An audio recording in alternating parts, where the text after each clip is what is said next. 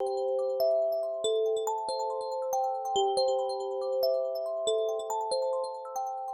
here on behalf of the Frozen Farmer today, and our motto is, "We're the coolest in our field."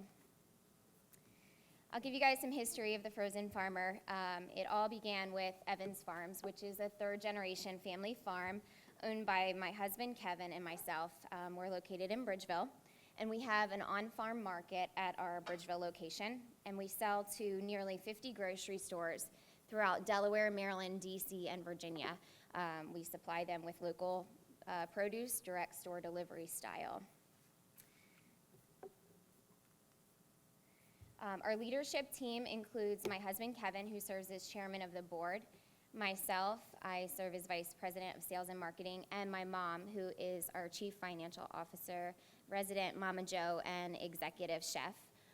So basically, Kevin and I saw a demand in our home farm market for a product that is quick grab-and-go style. We get a lot of beach traffic headed to the Delaware and Maryland beaches, and people love the fact that our produce is healthy, but they come by in the summer, they want something refreshing and cold, so we dreamed up the idea of doing sorbet.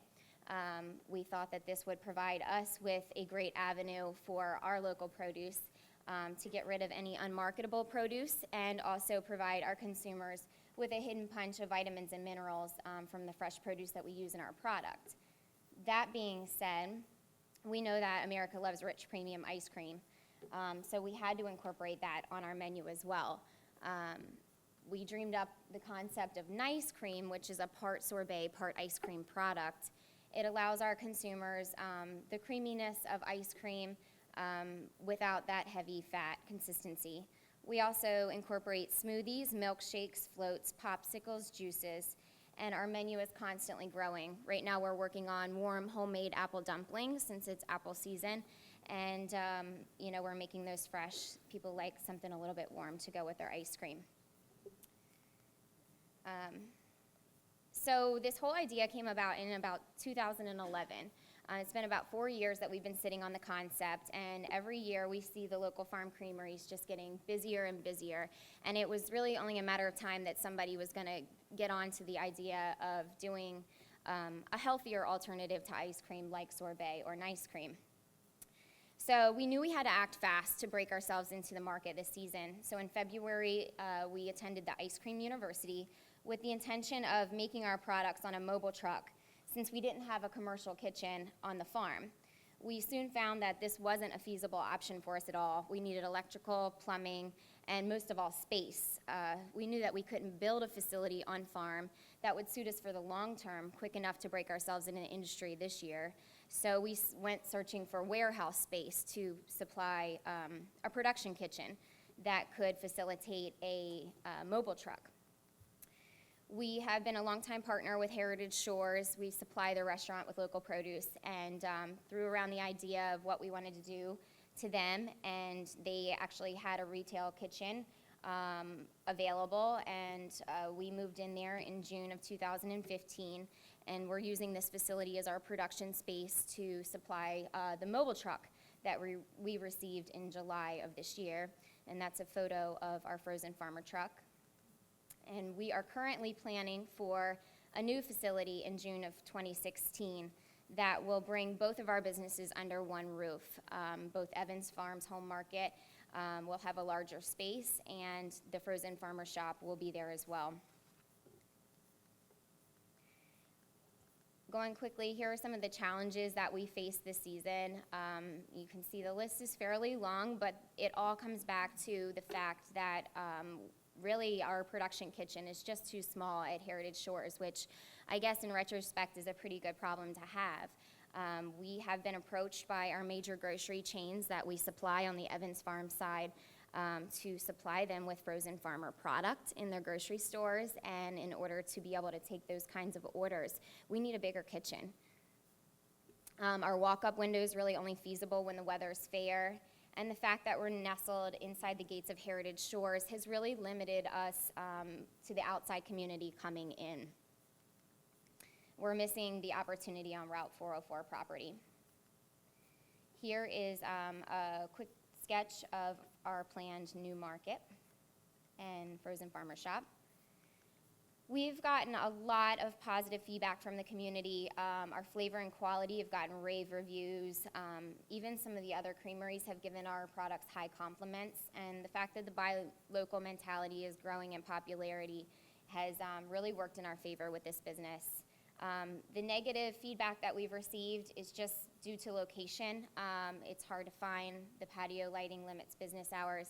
And we haven't had any internet connection in that building, so we've been processing credit cards on our mobile phones.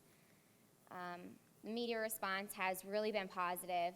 Everyone seems to think that it's an innovative idea in the fact that we're taking unmarketable produce and making it into an end product that we can turn a profit on. We're taking soft strawberries and making them into strawberry sorbet or smoothies. We're taking ugly cucumbers and we're juicing them into fresh juices.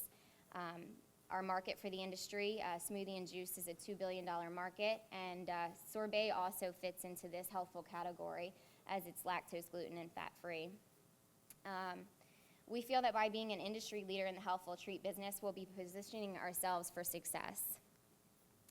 Our competitive advantages include the fact that the general population is becoming more health conscious, so Rob, I guess that's one of your competitive advantages too.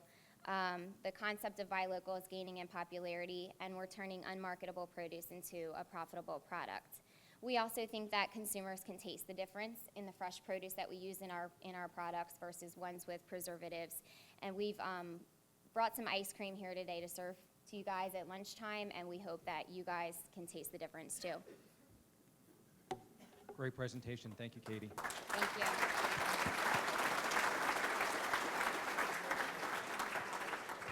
Are there any questions or comments for Katie? I have one quick question. You're talking about growing and scaling up. What has been your biggest challenge in just that process of scaling up? Well, the biggest process that we've found really in growing our business is just, the planning of a whole new facility. We've put a lot of time and effort into planning our market in a way, and our frozen farmer shop, in a way that both businesses can very much be one. We're going to do a glass wall in between the two businesses. Our produce market draws a lot of gnats. We leave it open, so we couldn't have both businesses completely open.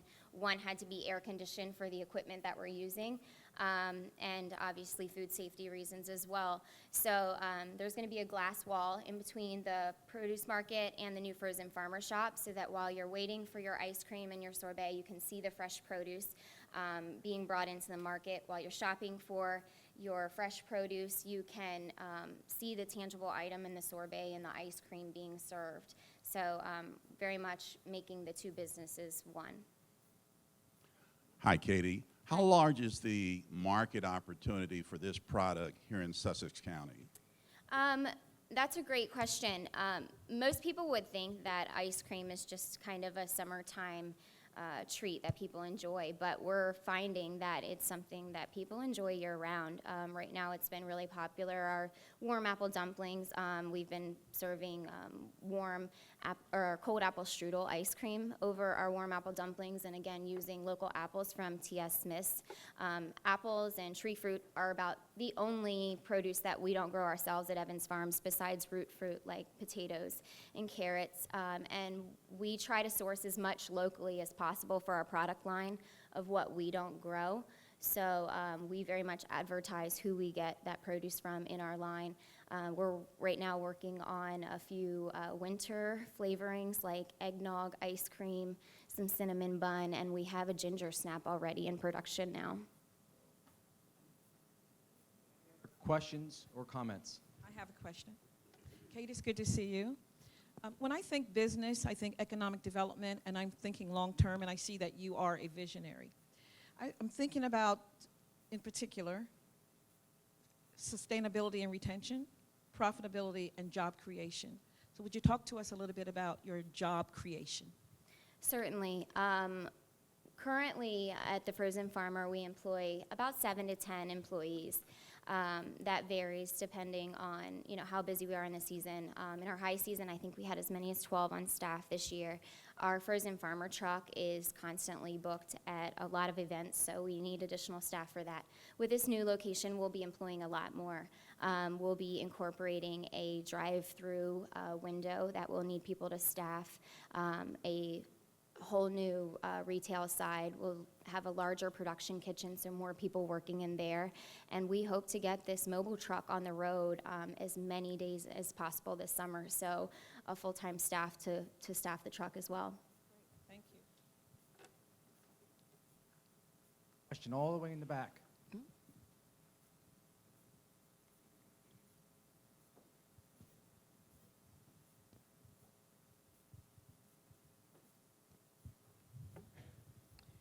Good morning, Ms. Evans. I wanted to ask you, as part of a health person myself, I know a lot of people have medical issues with different types of sugars, like stevia, which some people say is natural, equal. What sweetener do you use, and do you put the ingredients on your products? Sugar is one of the #1 questions we get at the Frozen Farmer. We use raw sugar in our sorbets. We don't use any artificial sweeteners. We don't use any preservatives in our line whatsoever. Another very popular question we get is, what's the shelf life of our product since we don't use any preservatives? Well, ice cream and sorbet can be stored in your freezer for up to a year without any preservatives, as long as you're not taking it out, letting it thaw out. We don't have a sugar-free option currently. With sorbet, it makes it a little challenging for us, but we are working on that. That's a very, very popular question that we get. We take the raw produce and we actually marinate it in sugar, because sometimes raw produce, for instance, strawberries, can be a bit tart. So the sugar helps sweeten that product up. We use lemon juice to counteract some of the more sweeter products. Watermelon sorbet is a popular one that we kind of cut the sugar out of the watermelon by using fresh squeezed lemon juice in our watermelon sorbet. You're welcome. Time for one more question. Hi, Katie. Just wanted to thank you for participating as a loyal vendor at the Georgetown Farmers Market. We love your product there. To ask you a question that was asked of Rob, how did you finance the development of the Frozen Farmer? Did you take advantage of or leveraging any of the grants or loans that are provided by the Small Business Development Centers, the Office of Economic Development, and how was your relationship with the state agencies in developing your business on the town, the local levels, the county levels, and the state levels? Thank you for that question. We had a really positive experience with the agencies, working with them, but we actually financed through a bank loan ourselves. Needing to break into the industry so quickly this year, we really wanted to jump all in this season, and we had to move very quickly with that, and we have an existing relationship with a wonderful bank that helped us secure the loan very fast. What can we do as a community to support you and help you grow? Well, we feel so extremely blessed at the Frozen Farmer because we have had just an outpouring of support from everyone, from our local legislators. Thank you all so much for all that you guys have done for us so far. Your support has just been overwhelming. Our friends and family showing us support has been great. We just ask that everyone follow us on Facebook, try out our products, find out where our truck's going to be, support our local farmers markets that we're at, the local food truck events that we do, not only our food truck, but other vendors as well. Support the local businesses. Review us on Yelp, on Facebook.